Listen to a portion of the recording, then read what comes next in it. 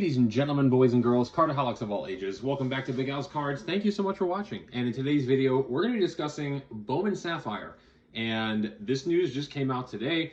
I think it is still a rumor because of something that was on the Topps website.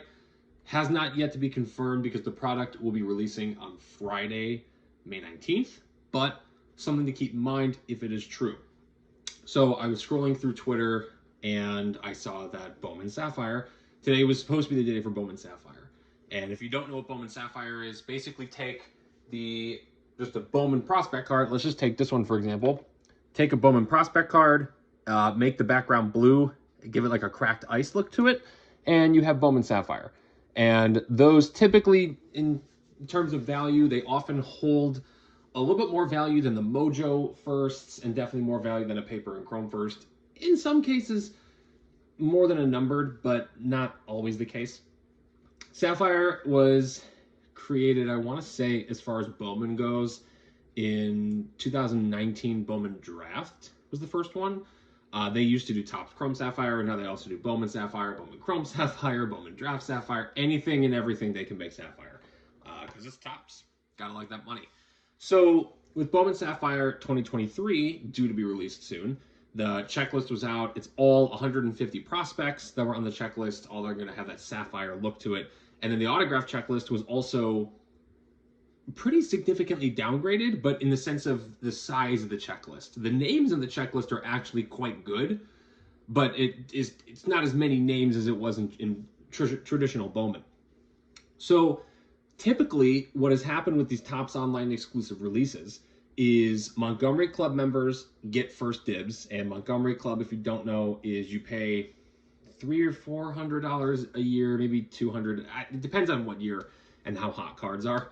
And you pay that much, and you basically get a whole bunch of sets. But something that's included as a perk in Montgomery Club is that you are getting first access to a lot of these premium products, such as Bowman Sapphire. So that was the expectation, that it was going to be first a Montgomery Club, then a public release. And based on previous year's pricings, we were estimating this to be about $200 to $250 per box. 32 cards in the box, one color and one autograph. That's just typically what has been with Bowman Sapphire. So that's what it was safe to assume that that's what it was going to be. And then apparently Topps put out the link a little bit earlier than they wanted to. And it said it was going to be Dutch auction. And if you don't know what a Dutch auction is, Panini is very famous for this with their first off the line products, where basically they give you the ceiling price, they give you the floor price, and then every 30 minutes or so, 10 minutes or so, depending on the auction, the price will gradually go down until it hits that floor price. You are either paying the floor price or you're paying something above that floor price, and whatever you buy, that's what you pay. So if you're buying WWE Prism first off the line, let's say, for example, let's say that the ceiling price is $750 a box, the floor price is $250 a box. If it gets down to, let's say, $400, and that's where you think it's probably going to sell out, you go through, you add it to your cart, you pay. That's the price that you pay. You pay that $400. If it doesn't sell out, somebody could get it for less than you. That's entirely possible. That actually happens quite a bit in the world of Panini first off the line.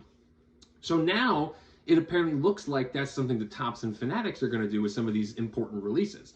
And when I looked at the prices, the ceiling for Bowman Sapphire was $800, and the floor, which means it's the lowest price that they'll sell it at, was $350. $350.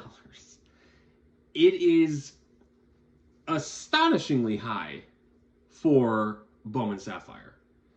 Historically, I think the most that anybody has ever paid for Bowman Sapphire, not on secondary but direct from Topps, was $250. And I want to say that was 2021. It might have been 2022, but I think it was definitely 2021. And even then, people were saying that the price was high, but people were buying it, right? But that's because it was bought by a lot of individual collectors, people who were going to sit on the boxes for a number of years and kind of have like a sealed stash. And now the minimum price Topps and Fanatics are going to sell Bowman Sapphire for is $350. I get, now, they are offering in every box 3 color and 1 autograph. So you are getting 2 additional color than you typically have in previous Bowman Sapphire years. However, does that necessarily merit that much of a minimum price increase? Especially considering they have a ceiling price of $800. Does that mean that a lot of people are going to buy at $800? They're going to lose out on money. Now it's a guessing game as to where Bowman Sapphire is going to end up. Imagine last year was $200 or $250 a box, and it sells out now at $500, which is entirely possible, especially in Fanatics' emphasis on breakers. Bowman Sapphire now appears to become one of those breaker exclusive products where an average consumer like myself isn't necessarily going to be able to afford to buy a Bowman Sapphire box. Now, granted, I'll be honest with you, it's not something I've ever bought before. It's not something that I really would ever go out and purchase because you really have to sell a lot of singles in order to recoup your money. And you're really going to have to do that this year. So the question is it worth it? But my bigger issue is now it appears that instead of offering the product to Montgomery Club members first and then giving a general public release at its just base price, now we're going the Panini route and doing Dutch auctions. The fact that Topps never did Dutch auctions before is something that kept them kind of separate from Panini, and now they're just blending their two worlds together. And I'm not really quite sure why. Is it the worst thing to ever happen to the hobby? No, I'm not going to be a doom and gloomer, but it makes you wonder, what exactly are they thinking over there? Now we're going to go the Panini route. Topps and Panini were separate. Now you're trying to become Panini? Is it because you see the Panini has their prices and their boxes ridiculously high, and so you think that that's what everybody's going to want to pay? It's just, in my opinion, this is just my opinion now, I feel like it shows that Fanatics really doesn't fully understand the collector base. Now, granted, I understand that breakers are on the rise, but there's also controversies with breakers every single day, it seems like. So do we really need breakers?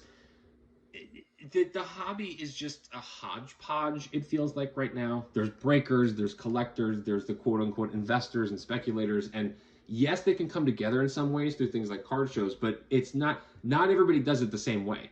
So to assume that everybody or a majority of your clientele wants to do breaking, well, that's not even true. I personally don't do any breaking. I don't like the gambling aspect of it. I'd rather just open the entire box myself. And I get it. Opening a box is gambling. I understand. I get it. But it's less of a gamble than if you were to buy just one team or a random spot, and you might not even be the team that you like, and then you might not even hit.